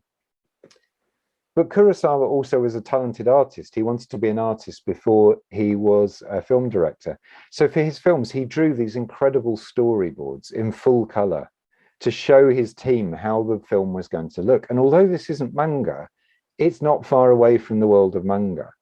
We're seeing paneled storytelling as Kurosawa tries to depict what this world is going to look like. And another big influence on Tsunami Girl was ghosts, Japanese ghost stories. After my own dad died, I met this man called Yoshio. He was a Japanese academic, and he became like a Japanese dad to me, a second father. More importantly, he became a kind of Japanese grandfather to my boys, a quasi grandfather. And we traveled in Japan, and Yoshio bought a house just around the corner from where I'm sitting now. He was a part of the family. And this model of one Japanese grandparent kind of became an influence for Tsunami Girl. But on my very first night in Japan, Yoshio said, "Do you want to hear a ghost story?" And a lot of Tokyo, we were in Tokyo. It was my very first night in Tokyo about just over 20 years ago. And we think of these kind of images when we think of Tokyo, but a lot of Tokyo is like this: quiet little rural back streets, dark, quiet, echoing footsteps. And Yoshio told me this incredible story about 100 years ago. He said, we wouldn't have walked up this slope. We were going up a long, dark slope. And he said, people thought there were robbers and bandits and maybe other things lurking here. And one day a merchant was hurrying home late at night. He was really late. He was creeping up this hill with a little lantern. And in the distance, he started to hear strange sounds whispering in his ears and lights flickering in the air, and he started to get spooked. He hurried as fast as he could. And in the distance, he saw a young woman crouched over with her back to him. She was crying. Her shoulders were shaking. And he said, what's the matter? Can I help you? And the woman said, keep walking. You don't want to talk to me. And he said, we need to get out of here. So the woman turned around with her kimono sleeve still across her face. And the young merchant said, look, even if you don't want to come with me, at least show me your face. And the woman slowly dropped her kimono sleeve to reveal that she had no eyes, no nose, and no mouth. She was a no-faced ghost, a nopperabo with a kind of eggshell smooth skin face. The merchant screamed, dropped his lantern, everything went dark. And there are versions of this story where he meets person after person who seems to be a normal person and then wipes their own features clear to reveal they have no eyes, no nose, and no mouth. And there is a manga for everything. And here is a beautiful manga page by Shigeru Mizuki, one of my great heroes. It says Nopperabo at the top there. It means no face ghosts. And here, brave little Kitaro we see at the front. He has a kind of companion stroke enemy called Rat Boy. And Rat Boy has had his own face stolen by a Nopperabo. It's a kind of modern version or a reinvention of the Nopperabo story. And we all get to tell our own versions, maybe, of these stories. So all the Japanese people in this picture would know the Nopperabo, and a lot of them would know the work of Shigeru Mizuki. It's kind of stitched into the culture. More importantly, all these people could tell you where they were when the Great East Japan earthquake hit. All of these people either directly experienced or were affected by the earthquake and the tsunami. And all of them helped me to write Tsunami Girl. So on March the 11th, 2011, at 2:46 in the afternoon, this colossal earthquake struck Japan. It was 9.1 on the Richter scale. It was so powerful, it shifted the Earth on its axis by about 20 centimeters. And that means the Earth is spinning very slightly faster than it used to spin, which makes the day very slightly shorter than it used to be, which is how it feels to me, I must say. But it wasn't the earthquake that did the damage. It was these kind of scenes, as we saw, Notori City and countless other towns up and down several hundred kilometers of the coast were destroyed. And I was glued to my TV. I had friends living not very far away in Fukushima City. And I thought, how would you begin to rebuild your life? How would you find the way to live again? When the tsunami struck, it spread out from the epicenter and it struck the coast at different times. And when it struck the coast of Fukushima Prefecture, it generated a third problem. Hidden behind Ukedo Elementary School here, you can see the masts of Fukushima Daiichi Power Station. And unfortunately, that is a nuclear power station. So when the wave came in at the height of the top of the clock tower, you can see it absolutely struck the power station very hard. 3 of the 4 nuclear reactors melted down, and radiation spilled out across the countryside.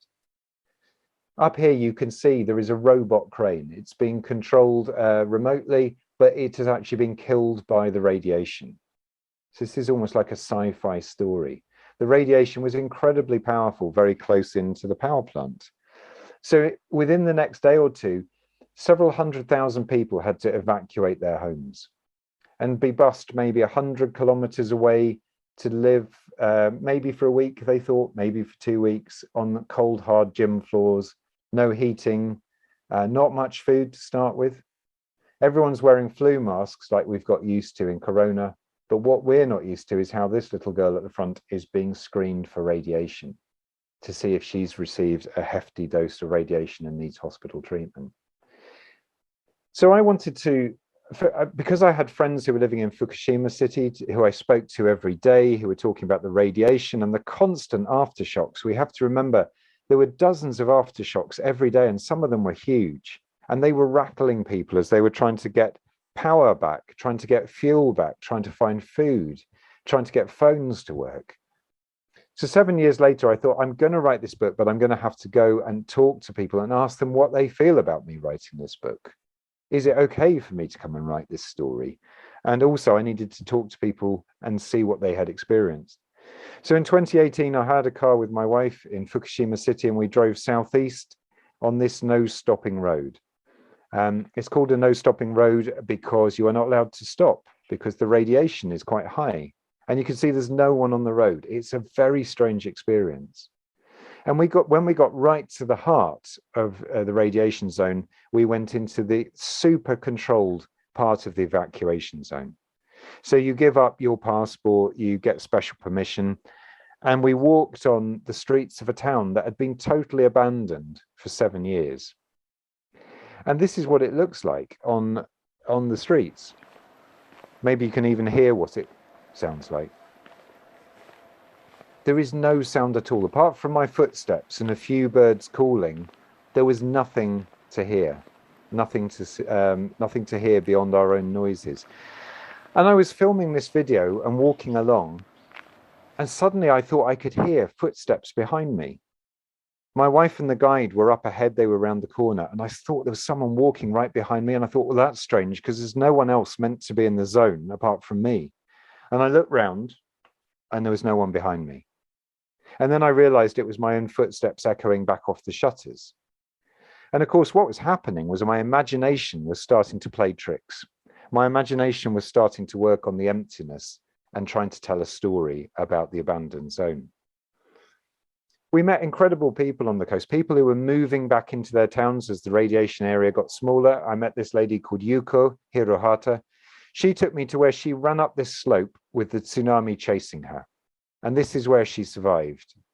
She saw her house washed away, but she said, and you could see the trauma in her eyes, but she said, but this is where I survived, and this is where I'm going to start to live again.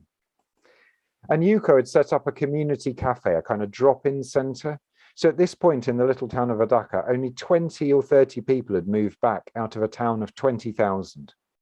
So they got together every day and told each other stories and had cups of tea and cuddled their banana plushies to try and overcome their trauma. And it was the most powerful sense of community I have ever felt in my life. And what these people said was, yeah, please listen to our stories and then please tell the story and then go and do as many talks as you can like this. So that's why, I'm sorry if anyone's heard some of this before, but I just feel I want to talk about these extraordinary people because they inspire me every day still, even though we're now 11 years after the disaster. Something to say about this part of Japan, it's called Tohoku. It means east-north, or the northeast, if you like. And it's often been a very poor part of Japan. Life has been very, very tough there. A lot of the famous manga I was talking about in series 1 are set up here in talk 1. So Golden Kamui is set up in the north. I think Demon Slayer is also set in Tohoku, isn't it, Chia? I think. Yeah, I think so. Yeah. And this part of Japan is interesting because it is the most superstitious part of Japan. Japan in general tells a lot of ghost stories and has a lot of little yokai monsters. But the northeast of Japan is full of ghost stories and yokai stories. On the deserted, ruined streets of the cities of northern Japan the following summer, ghost stories started to appear. So taxi drivers would turn up at stations on a hot summer's night, and out of the station would come a young woman, maybe wearing a heavy old winter overcoat, and she would look cold and miserable. And the taxi driver would think, well, that's weird. Why is she wearing a heavy winter coat? But he wouldn't say anything because he's polite. So he'd say, where do you want to go? And the young woman would say, maybe I want to go to this address in the port area. And the taxi driver would think that's even weirder because I know there's nothing left in the port area.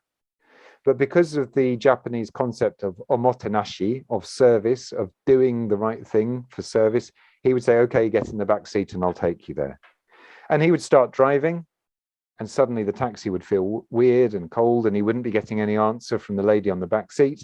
And he would look around and see there was no one there. The passenger had disappeared. But fantastically, what the taxi driver would do would be to drive quietly to the address, park, open the automatic door, bow to the invisible passenger, and let that passenger out as they tried to go home. And there are hundreds of these ghost taxi stories up and down the length and breadth of Northeast Japan. So much so a university professor is tracking them all, and you can even follow the taxi drivers' automatic logbooks to see these journeys taking ghosts to their homes. So I wanted to bring all those elements, how we overcome colossal problems, how we overcome anxiety, this world and the other world, ghosts, and manga, and put them all into a book. So the question I'm always asked is, why choose manga? I mean, you might be familiar with some of these. I just put a little array of manga up here, from Demon Slayer to Captain Tsubasa, a great football story here. Chia was talking in talk one about Spy Family that's becoming very popular. Hidden at the back here is one of my favorites. It's an adult manga about a bar in Tokyo and the stories and lives of people who come through. So why choose manga when I could write this story in prose? And I think I could have written it in prose. Well, for one thing, my first concept for this was to have was visual. The very first image I had in mind was this little boy called Halfwave, a kind of superhero character, part of the land and part of the sea. And this drawing was done by my younger son, Will, who's a comic artist now, just to give me a sort of something visual to show publishers. And we mocked it up on a cover of an old Gekiga magazine from the 1960s. And I also had this image of a young person and their grandparent, an inseparable grandparent-grandchild relationship. And I'll just pause the share there if I can, risking, oh, no, I can't pause the share. Why can't I pause the share? I'll just pause the share to show you this visual concept book I made. So at this point, I didn't know if anyone was going to go for this book. So I decided I would make this Japanese flip book to unfurl on a publisher's desk and say, look how visual this culture is. Look at all this manga stuff we could do. Look how we could bring it all together. And I would put this out onto desks and try and convince people to publish the book. And so I was always thinking about that visual stuff from the start. So maybe that's partly why I chose manga to go with. Can you see the screen again? Is the PowerPoint up again, Shia? Yeah. Yep. Another reason I chose to use a visual element is Japan has a fantastic culture of depicting ghosts, because I always knew there was going to be a lot of ghosts in this book. These are in Japanese are called yureizu. We have on the left here a great one by Hokusai, who did The Great Wave. This is the ghost of Okiku, who's been thrown viciously into a well and killed. And she is arising out of the well, and the plates she's supposed to have damaged, which is why she's been thrown into the well, you can see here. Hokusai's image is quite funny. It's quite wistful. In the middle here, we have the ghost of Iyuki. This is probably the oldest Japanese ghost painting in existence. It was painted by a young artist who'd lost the great love of his life. She died, and he had a dream that she came to him in a dream. And he sat up and immediately painted this haunting image of a long-haired figure whose legs are kind of wispy and disappear. And on the right here, we have the ghost of Oiwa. This is actually a picture of an actor probably playing the ghost of Oiwa. And here we have another wonderful yureizu. So I thought, yeah, we're going to have ghosts. I want them to be visual. If anyone's going to materialize, I want them to be in manga form. And it's important to say that in Japan, 42% of everything that is published is manga. So if we're telling a story set in Japan, it seems very natural to have a chunk of it be in manga format. And you can see here from this image, lots of people buy manga, from businessmen to schoolgirls, and you can see some of the array in this fantastic manga store here. Another reason was I knew early on that the grandfather was going to be a retired manga artist, and in particular, a particular kind of manga artist called a gekiga artist. And I didn't know who was going to create Halfwave. At that point, early on, it was Jiro Hara, our grandfather, who had created Halfwave, and then he'd stopped drawing Halfwave's adventures. And Yuki wanted him to start drawing them again. That was the original concept of the book. But slowly I realized it was much more interesting if Yuki was the creator of Little Halfwave. Obviously not drawn as well as Chia has drawn Halfwave here when she's small, but that would be an important part of the story. And one of my models for Grandpa is this guy, Mizuki Shigeru. He's an incredible artist who lost an arm in the war, the arm he drew with, and he had to learn to draw with his other arm. And he worked in lots of different genres, but he became one of the most important manga artists of the 20th century. He told his own story of being a soldier in the war in one series. And he also put himself as a child into great books. So I think the next slide has, my great recommendation is his Non-Non-Ba, which you can get hold of in translation now. And it tells the story of Shigeru when he was a little boy, and he could draw already a lot, but he had a wonderful neighbor who he called Non-Non-Ba, and she told him all about the world of yokai monsters, all the little Greek creatures and ghosts and gremlins that inhabit the islands of Japan. And this book is funny and moving and profound and silly, everything in one book. Shigeru Mizuki took an old story that had been told back in the 1920s about a boy called Kitaro. And Kitaro is the last survivor of a tribe of people called the Ghost Tribe.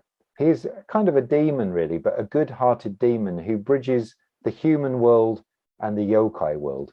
And here you can see in volume 1, Kitaro is looking at a haunted umbrella here called a karakasa, and a little demon here. And the book is about how Kitaro fights different yokai and battles around the world. What Shigeru does really well is to make visible the invisible. So one particular yokai that Chia and I are interested in at the moment and might be bringing into our new book is a character called Beto Beto-san, or Mr. Sticky. Do you think Mr. Sticky is a good translation, Chia? I think. Yeah, it's cute and funny, so it can be, yeah. It's harmful. And this is just a feeling like you're walking along late at night and you suddenly feel you can't move. And that's meant to be Beto Beto-san. But if you say out loud, Mr. Sticky, please, after you, and wait for Beto Beto-san to pass, then you can walk normally. And here's Non-Non-Ba telling young Shigeru as a boy how to get past Mr. Sticky. So Shigeru went on to be interested in all the folktales of northern Japan, just like we've been talking about. He manga drew a great version of the Tales of Tono. The Tales of Tono is a weird collection of stories from northeast Japan. Some of the stories are just incredibly short. Some of them are strange, some of them are grotesque. But his version of them, again, he puts himself in, wandering around Japan, trying to work out, are they real? Are they just people's imagination? And that's the line we wanted to play with Tsunami. So when on the pages of our manga, Grandpa gets to meet Halfwave, we're kind of playing with that idea that the manga creator or a manga creator can inhabit the world that they have created and talk to characters they meet there. And another reason I chose manga is because it can tackle any subject, even the really heavy and difficult subjects. So this is Hiroshima in 1945, just after the atomic bombing. Again, how do you rebuild from a moment like this and from the horror of radiation? But Nakazawa Keiji, a great manga artist, did just that. He had been born in Hiroshima in 1939. He had a near encounter with the atom bomb itself. And he set about writing a series called Barefoot Gen. Gen is a young boy. He's a kind of stand-in for Nakazawa himself, and he experiences the full horror of the atom bombing, of radiation sickness, and what life was like trying to cope with that immediate post-atom bomb world. And here's just 2 pages from the extraordinary Barefoot Gen. So I thought, yeah, okay, we can talk about things as heavy as this with manga, so that also makes it fair enough. Another manga artist, another Gekiga artist called Katsumata, had spent time documenting the lives of nuclear workers at Fukushima Daiichi power plant. And this was before the main disaster. This was just when working in the power station was tough, and we can see the radiation accumulating here on the bodies of the nuclear workers. But also he turned his eye to more beautiful and poetic depictions of Northeast Japan, and particularly to the ocean and to folk stories of the ocean. And these pages again gave me the heart to think, I'm going to find a manga artist who's going to help me. So why not just do manga? Why have prose? Well, this book is really about bridging worlds. This is a book about part of the land, part of the sea. It's about being part British and part Japanese. Me looking to Japan all my life, maybe trying to find my way into the culture. Like Yuki is stuck. She doesn't quite feel at home here, and she doesn't quite feel at home there. She has a foot in each world. Again, bridging worlds. And it's partly about the world of Konoyo, this world, the world of lived life, and Anoyo, the other world, the world of spirits. And in the far northeast of Japan, there is a mountain called Mount Fear, Mount Doom, Osorezan, where little windmills turn in the cold breeze in this kind of volcanic landscape, and they represent the lives of children who didn't make it beyond childhood. And then the world is part real and maybe part imagination. Tsunami Girl tries to bridge those two. And I suddenly realized that maybe the manga could particularly depict Yuki's imagination. And so we would have 2 voices, the voice of prose and the voice of manga. And I wanted a great manga artist to do that work. And I was lucky enough to find someone who could draw pictures as beautiful and haunting as this. This is really the whole story in one picture. And so I approached this lady, a great manga artist called Chia Kutsawada, and I'm going to hand over to Chia now, who is going to tell you about the process of drawing a manga for Tsunami Girl. Chia-san, onegai shimasu. Hi. Hello, everyone. My name is Chie, and I usually based in Brighton, but now I'm in Japan. And so hello from Japan. Well, as Julie introduced me, well, I'm not sure if I'm great, but I've done a lot of manga related work. So top left is As You Like It, my comicalization of As You Like It, the Shakespeare. And then I did some samurai philosophy books, and obviously Tsunami Girl. And also I did several how to draw manga kind of book as well. And then quite recently, last year, when the Tokyo Olympic was on, I was asked by BBC to create a short manga story about the life of Sky Brown, the great skateboarder. And then also I did some illustration. I did create 20 or something illustrations for Liam Payne from One Direction when he did a Christmas song. And then also right hand side on the bottom is my own work. I created story as well as illustrated. So that one is for no problem, for Japanese newspaper. And then they asked me to draw what I find interested in living in the UK, or what is fascinating about it. And then that's how I work. So this is what you are looking is my note memo stage of my creation. So I usually use sticky parts, and whenever I kind of get some idea or some little episode, I write it down. and then I stick it onto the paper, the notebook like this, and then I just kind of think about the order of the each little episode or each like dialogue. I just get, sometimes I get rid of one, or sometimes I add more. And then while I'm working on sticky pad, it's easy to get rid of or adding. And then I also did, as you can see, some visual notes and memo. And then I think Julian told me that this is quite pretty much same as he works with, like, think about using sticky pad and think about the order, redo it, and then something like that. Yeah, I think next, to have the, sorry, I was just going to say the flexibility is so strange that it turns out we evolved exactly the same in working, even when I was working in prose and you were working in manga. So sorry. Yeah. No, it's interesting. And the next step from that note, I will do this extremely rough sketches and do the little paneling, and then next step is more precise pencil drawing for rough sketch. And then I already add some text. For me, adding text is very important. Where to add text is very important because it creates the pace of the story. And then, so this is a kind of still rough sketch story. And usually Japanese manga is most of the time they are done in black and white monotone, but for this one, because the magazine is in all color one, so I was doing full color kind of manga style illustrated column.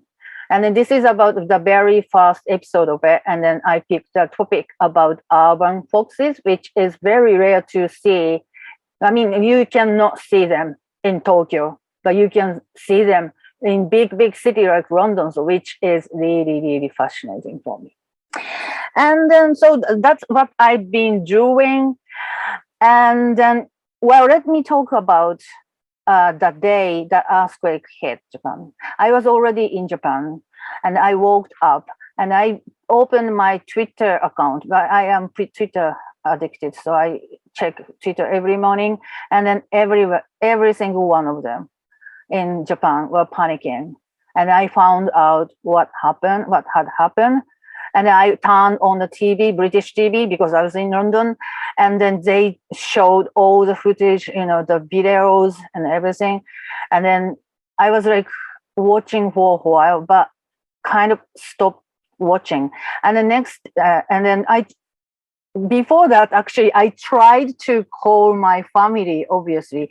They are living not in the directly affected area, but not that far from the affected area. They are living just next to Tokyo, so it's kind of between Tokyo and the affected area.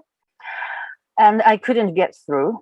I was panicking, and then I was really panicking, watching TV, checked what exactly happened. And then I tried to call them again and again. And then finally, yes, I could get hold of them.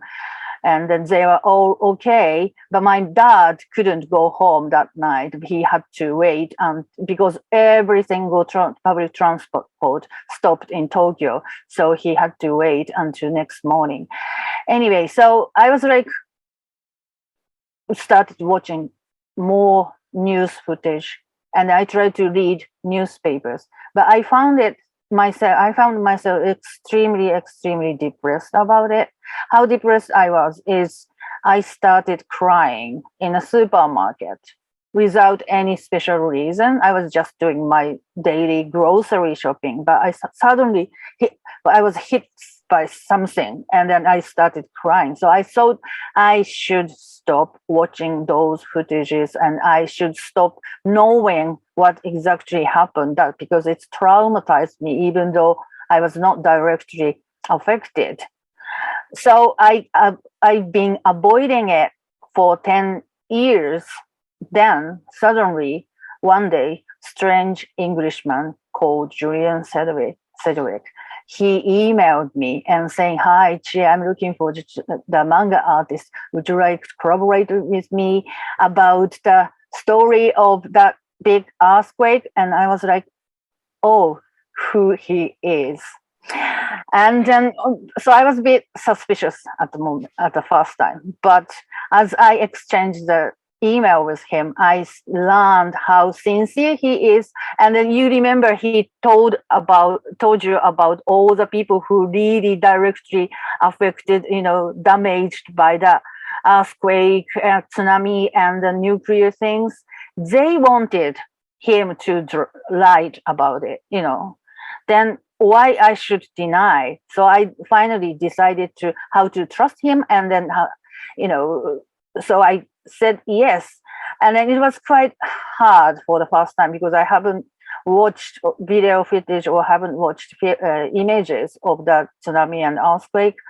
But as I draw the protagonist Yuki and the other people, I kind of traveled the very emotional journey with her. And then that made me face my fear, which is kind of really interesting. It reflects how Yuki faced her fear. So it was the best decision I've ever made to work with Julian on this book. And this is a very first sketch of Half-Wave and young Yuki. That is like my first impression when I've heard about the love story about it. Then after reading most of the part, I started designing the characters, which they looked like this in the end. And then I remembered we had a big argument on how tall Half-Wave should be. And then next images is like sketches of Tsunami Girl props. And then even though it doesn't show in the story, I need the blueprint of the house, where the living room, where the kitchen, that kind of thing as well. And then I just need to imagine those things to get the imagination going. So this is a kind of how script look like. I read it again and again and again. Then I did this very, very rough sketch, as I do usually. And the next step is like pencil stage, like this. I put the text already in it. And the next one is inking. And finally, I tone, and then I did everything in black and white, like Japanese traditional manga. And the next slide, I will show you the very, very first page of Tsunami Girl manga part. And then it's just kind of let you get into the story. The first panel is mood setting shot, like slightly unrealistic fantasy kind of whirlpool with cloud and then wave.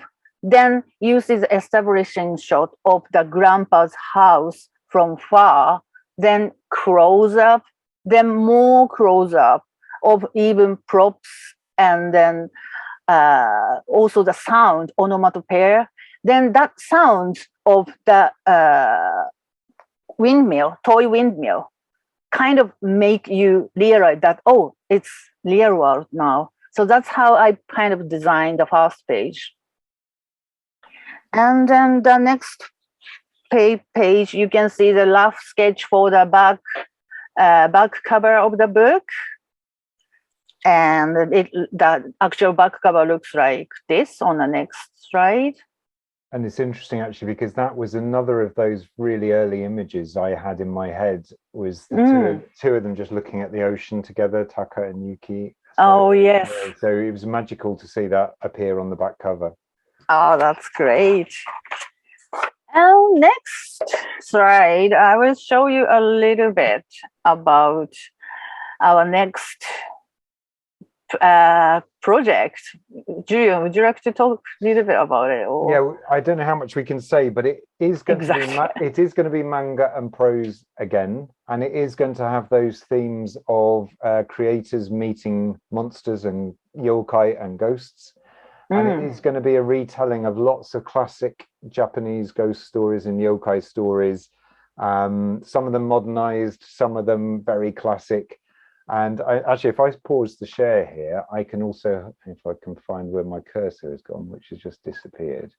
Why can't I pause the share?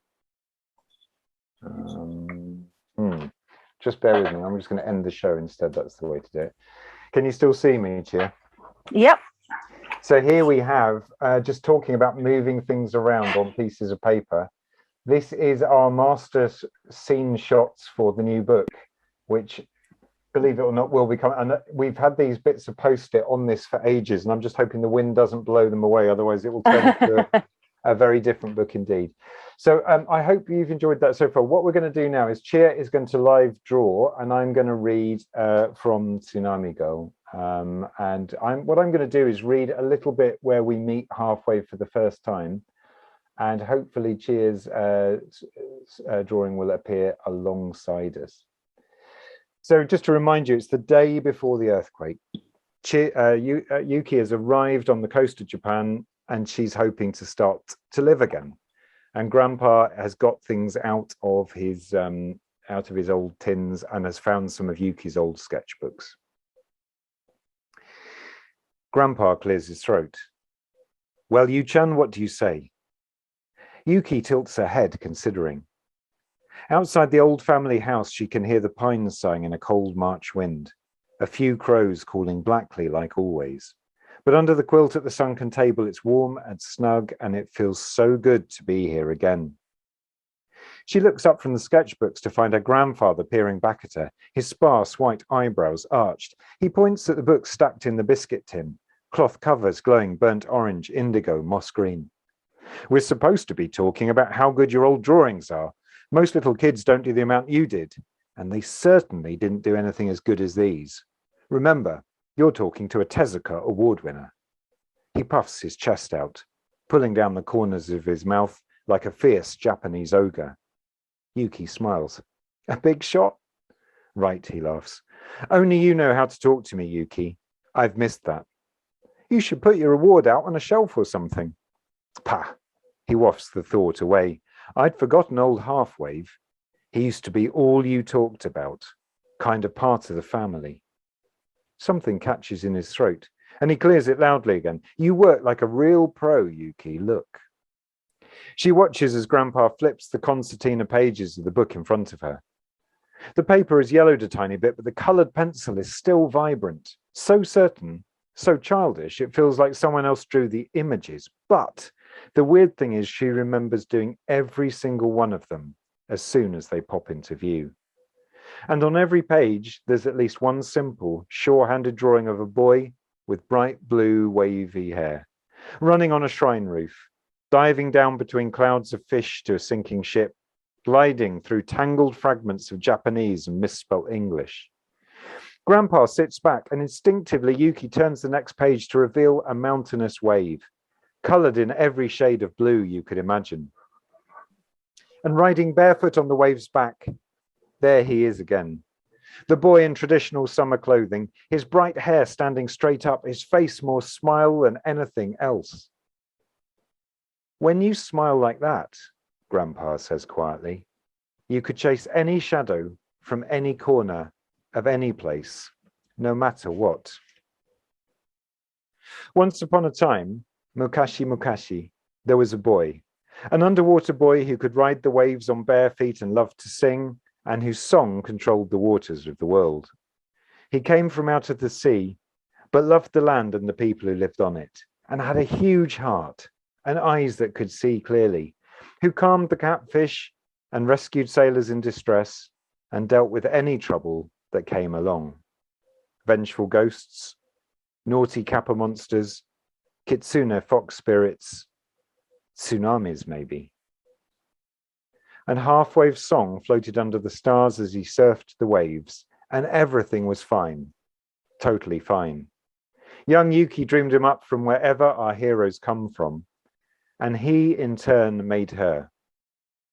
But in the end, the little hero slipped away into the water, forgotten in the usual mess of growing up, just as a wave breaks and merges back into the ocean again. And that really introduces Half-Wave to us sort of through the eyes and hand of young Yuki. And what we're seeing is what we imagine the older version of Yuki will draw. Yuki feels a smile stealing back, Apart from that one little misstep when he brought up her problems and the moment when he snapped a bit yesterday, Grandpa is on great form. He's not nagging like Mum and Dad. He's not like Wild Aunt Kazuko. He's just Grandpa Jiro, feet on the ground, a bit gruff at times, but always the same. Always here, just like the house has always been here. She edges the dark blue sketchbook back towards her with her index finger, and then she sees her finger has started to tremble like mad. And every single thing around her is shaking with it. Her hand, her arm, the books on the table, the black tin, the table itself, the walls. A steady percussive rattling of crockery and cutlery and doors and windows in their frames that grows and grows until the house itself moves. And with a resounding shudder, a bookcase next door tumbles to the floor, spilling its great weight of manga stories into the doorway in a landslide of paper and ink and card. She looks at Grandpa in alarm as the noise gets louder and louder, and the whole world is shaking, tumbling, and breaking apart. End of chapter 1. Cheers, San. Thank you very much. That's looking great. Okay. And your Wi-Fi held up. That is fantastic. Nice. Arigato gozaimasu, Cheer-san. A big round of applause for Cheer, as I always say. That is a beautiful drawing. And that's really concludes what we were going to say. I wonder, Helen, if you have questions from the Q&A. Wow, I'm just going to say, wow. Somebody in the chat said, you make it look so easy. And you absolutely do. That drawing is incredible. And what a story. What a story. Yes, we do. We have a lot of questions in the chat. First off, to Chi, when did you start drawing? At what age? How old were you when you started? Well, I don't remember, because as soon as I was able to hold my pencil, I was kind of drawing. So when I was very, very small, yes. Yeah. A bit like we imagine Yuki, you know, and I saw this with my younger son, that he was drawing constantly and often drawing the same character over and over again. Was that the same for you, Chia? Yeah, and especially if you were Japanese, a lot of Japanese young kids, they kind of start drawing manga style when they're, or very, very young. So I was just one of them, and then I just kind of didn't stop drawing. So excellent. Right, I'm just looking at some more. Yeah, lots more questions. Was it easy for Chi to do the manga right to left to flow with the text? Yeah, so we made a decision that this one would go left to right, like a standard Western format, because the prose was going to. So although a lot is, Chia, you could say, because you used to working right to left, and here you had to work left to right. Was that easy? Well, no, actually, I've read manga in Japanese, so I read right to left. But when I created my first manga in English, so my brain works both ways. So sometimes I have to draw in Japanese way. Actually, I get confused. And then, so I have to kind of think about, which language. But yeah, my mind goes both. But it's just you just train yourself, you just get used to it, like riding bicycle or, that kind of thing. So. Excellent. How long did it take to complete the drawings for the whole book?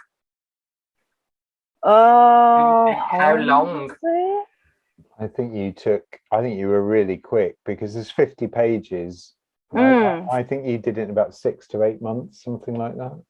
Yeah, but I think that I was kind of final drawing itself took a few months, I think. But the first, the talking about script and then making a kind of fast draft took longer. But once we did the, kind of sketch stage, I was not that slow, I hope. She was quick. And we were happy. Excellent. Great, thank you. So there's a question about the front cover. Can you show us again the front cover, Julian? Have you got it to hand? Thank you. So how was that decided upon?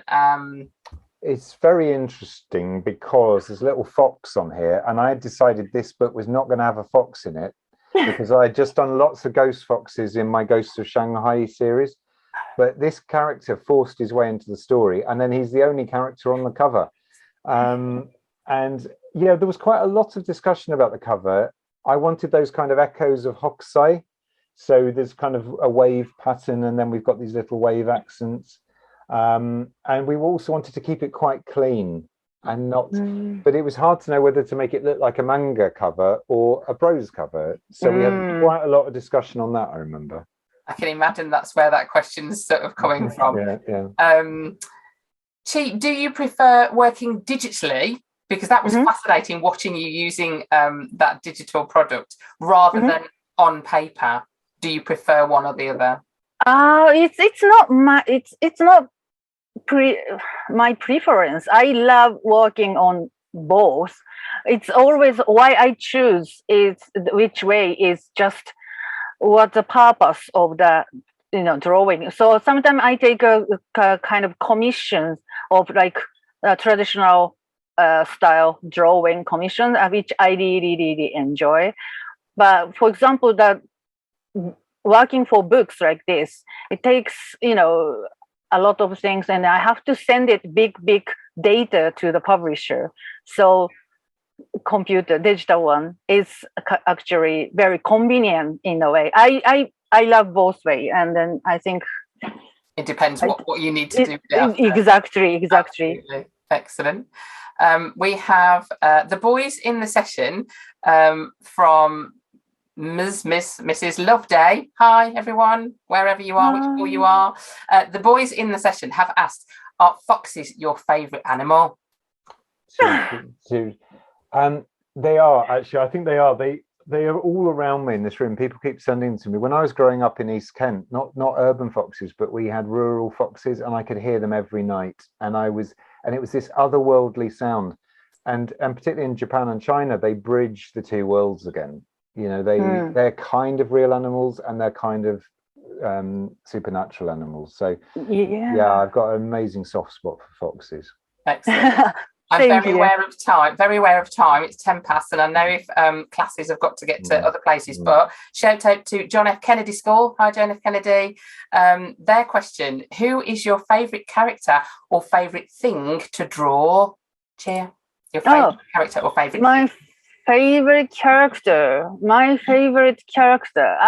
That's difficult to. I love everybody. I love how Julian, created those people. But I particularly enjoyed Taka because he's a bit different from other character in some way. And then have you got a favourite item? So do you prefer characters? Or are there? I really enjoyed this time. I really enjoyed some fantasy scenes which Julian showed. That 2-page spread of like Yuki started looking something, weird, and then I enjoyed it. Blurring into the dark, you're so good at atmosphere and dark and snow and all that kind of stuff. Yeah, that's my specialties. There are some awesome questions coming in, and someone says, will there be an anime? I hope so. Yay! Would you all watch it? You'd all watch that, wouldn't you? Absolutely. Thank you to everyone. Yeah, thank you. I was just going to say that the final question here was about tips for students wanting to become manga artists, but I think that moves us seamlessly on to session 3. So this afternoon, you will have a chance to do some drawing with Jean. Yes. Have a go, and she will give you some top tips. Yeah, join me. If I could just say, because I have to get in the car and drive to Cumbria now for a very nice awards I'm going to, so I won't be in the 3rd session. Sorry to abandon everyone, but thank you very much for your time today, everyone. I really appreciate it. Thank you. It's been useful. So. It's been absolutely fantastic. Thank you, Julian, and congratulations on your shortlisting for the award up in Cumbria. We will let everybody have their lunch hour break. So we'll be back at 1:10 with your pens, pencils, paper and erasers, and you can have a go at some drawing. And then we've also got the session 4 where we'll think about getting manga into your libraries for your members of staff. So thank you all so much for joining us. Lots of love in the chat. Fab, it says. And we will see you soon. Thank you. See Thank you you, later. everyone. Bye Bye. bye. Bye bye.